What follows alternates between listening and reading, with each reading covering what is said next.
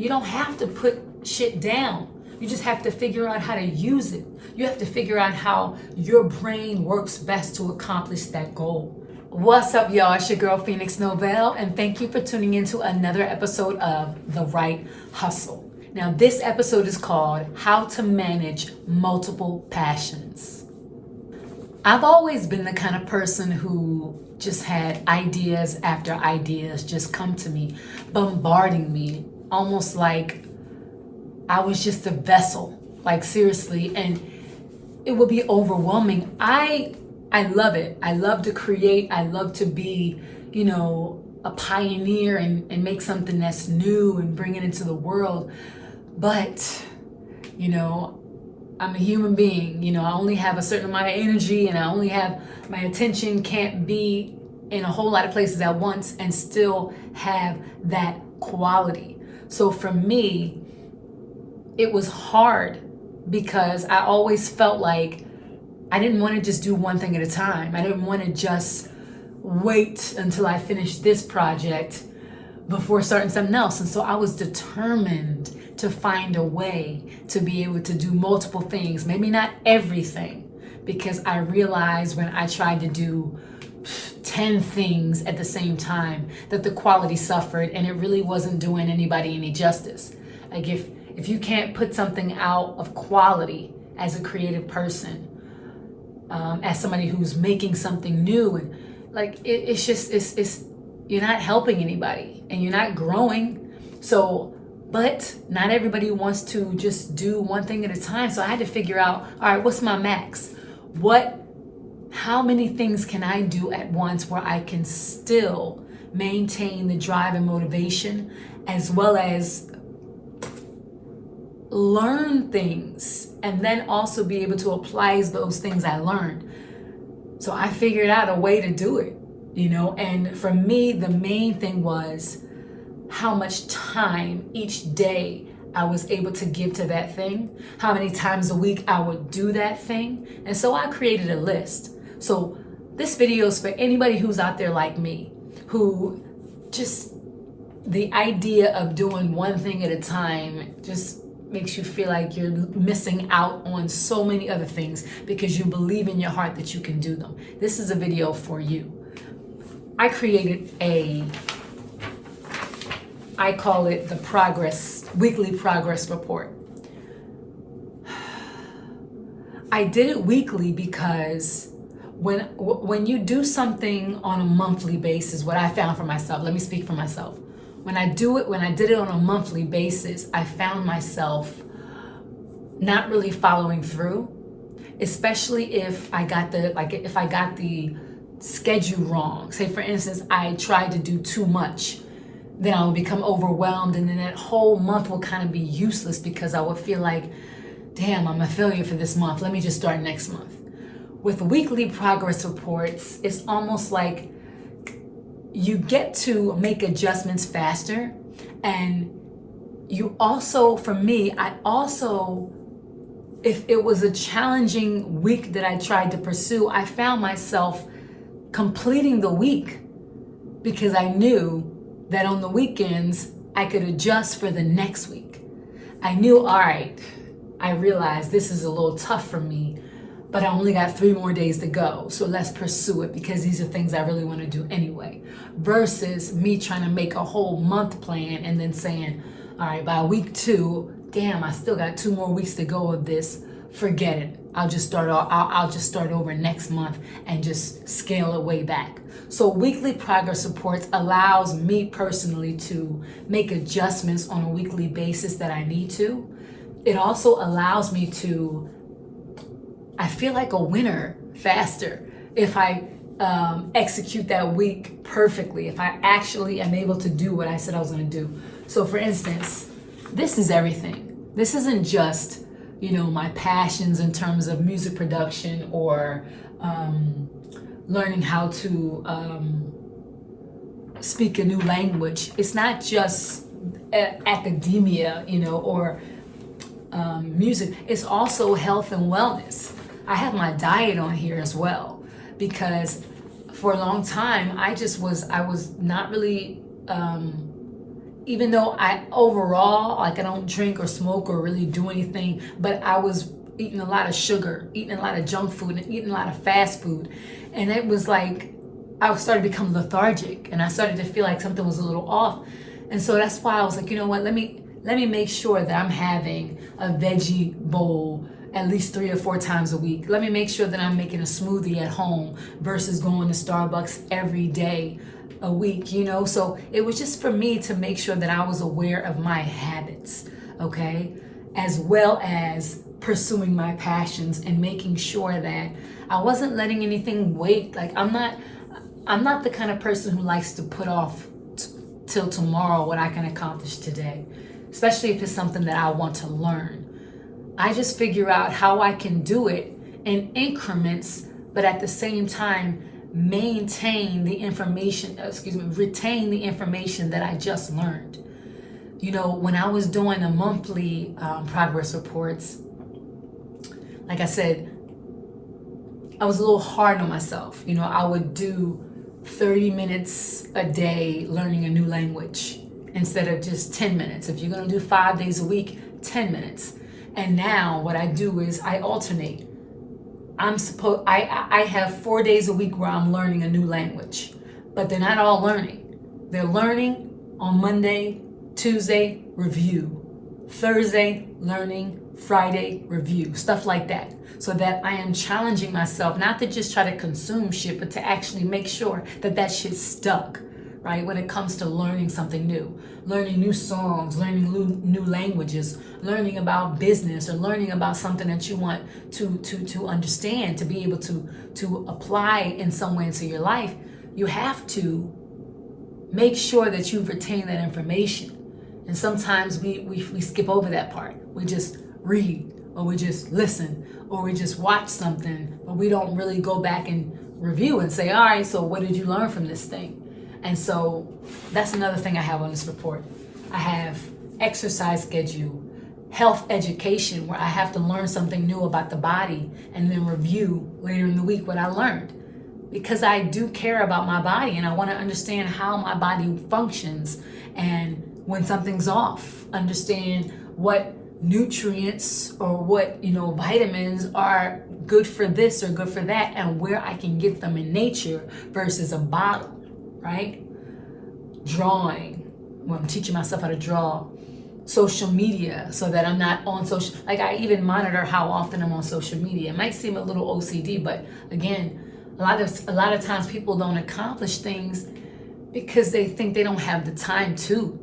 And this was my proof that I have the time to accomplish it. I just got to learn how much time I have to do it, right? I'm teaching myself how to play three instruments at once right now, because in the past, I've always tried to learn one thing at a time, and it just never really worked for me, because I would think I have forever to learn this thing, or I would pick it up one day and then I would say, all right, I'll get to it later. All right, I'll get to it later. All right, I'll get to it. I don't know why.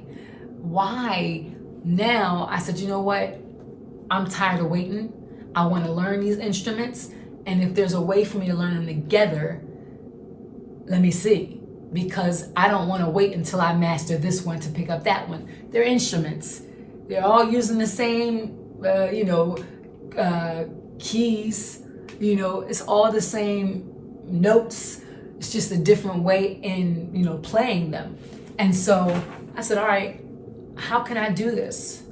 And what I noticed is that if I give myself 30 minutes on one instrument instead of trying to do an hour on an instrument, and then I'm fatigued all the hell out, I still have energy and stamina and passion to continue to go. So I pick up the next instrument, and on those days where I don't feel like picking up an instrument, I'm watching a video about the instrument. I'm learning something new. I'm learning how to play a chord this way. I'm learning about this scale or this minor scale, or I'm watching people play the instrument that I want to play, who know how to do it, who's been doing it for a long time. So I'm finding ways to make it work even when I am not feeling like it.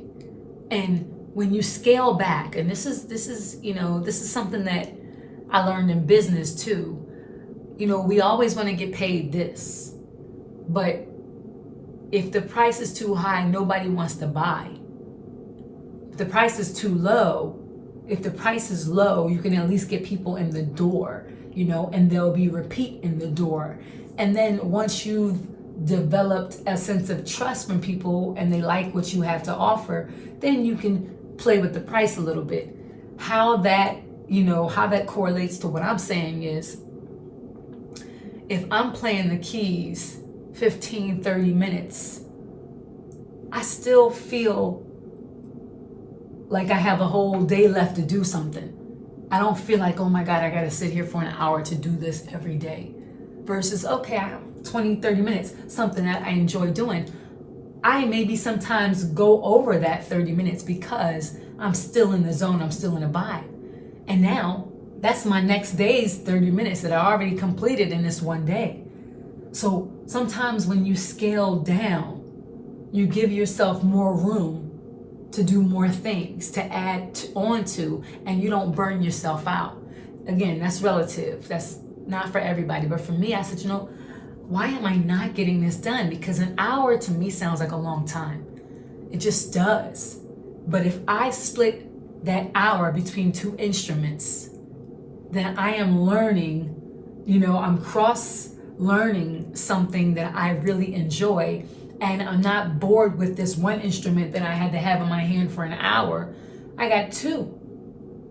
And I'm seeing how they're familiar to each other. I'm learning about them. I am becoming that much more fascinated because even though I diverted my attention away from the bass guitar, I'm now on the keys and I realize, oh wow, I see now, I understand now these chords. Now I know how to play. Like it's connected. So that's a way that I learned it from myself. You don't have to put shit down. You just have to figure out how to use it. You have to figure out how your brain works best to accomplish that goal. And for me, this is a daily reminder. And on the very back, I put what I eat, every day. Snacks, smoothies. If I make a fresh celery juice, something like that, I put it down here. If I have pasta, I put it down here just so that I know what I'm consuming in my body. And this is so that I know exactly what I'm consuming in my mind. And so for those of you who have multiple passions and are struggling with how to find time to do them all, scale down, right? Bring it down so that you are not overwhelmed and then you go into paralysis mode because you feel like, oh my God, I don't want to do shit now because it just seems like so much work. This is for people who want to write multiple books at a time, people who want to create scripts, people who want to create movies, people who are just creators and creatives. So many of us think that we have to do one thing and one thing only. That's just not the way I'm built. And I had to figure out how to still be authentic to myself and still be able to pursue my mission, in an efficient way where I felt like I was actually doing what I was brought here to do. Like that's just the way it is. Again, it's not for everybody. It's not everybody, but you have to decide, who am I and how do I best, what do I need to do to best showcase myself and bring myself to the table? And if you know that you're somebody who has multiple things, you have to figure out how you can elevate each passion to the level that you are most happy with. And usually that's just about you figuring out how to manage your time, right? Because if you're working a 9-to-5, that's its own thing, right? We all gotta pay the bills. So that's one thing, but you have to figure out, okay, can I do 20 minutes of this thing in the morning?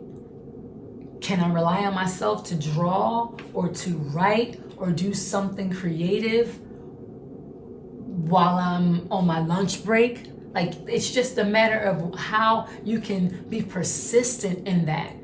Some people are a 5-day-a-week person. Some people 7-day-a-week. Some people 2-day-a-week. You just got to make sure whatever time that you allocate for this thing, you are 100% there. And that's why I had to scale down a little bit more, because I didn't want to be piling shit on and not fully there, because I'm just looking at the clock. All right, I got 20 minutes, but I'm not fully there for that 20 minutes.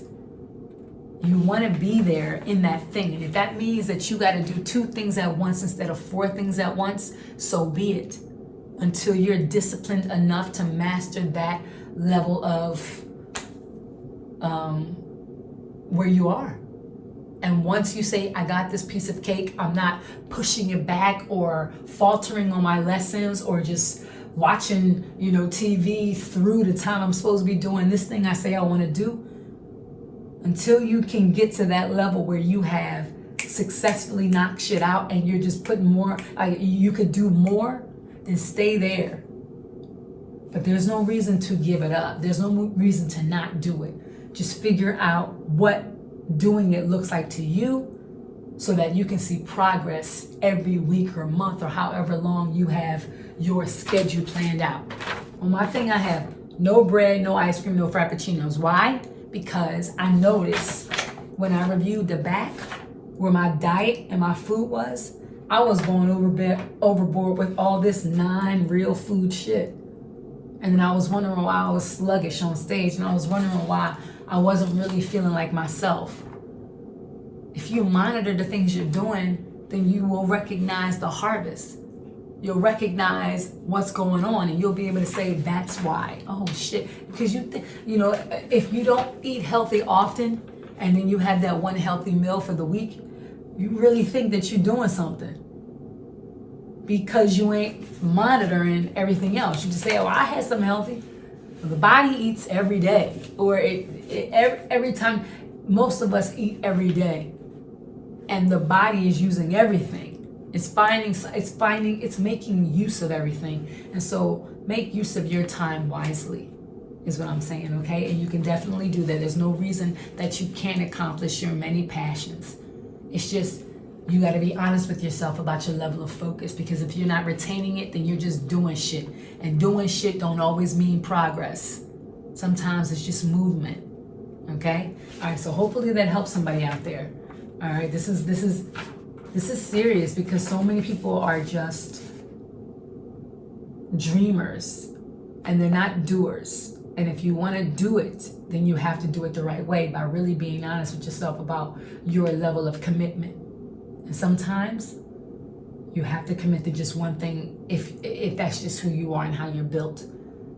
Some people, like myself, I can get it done. If I have 5 things on a plate, something might suffer.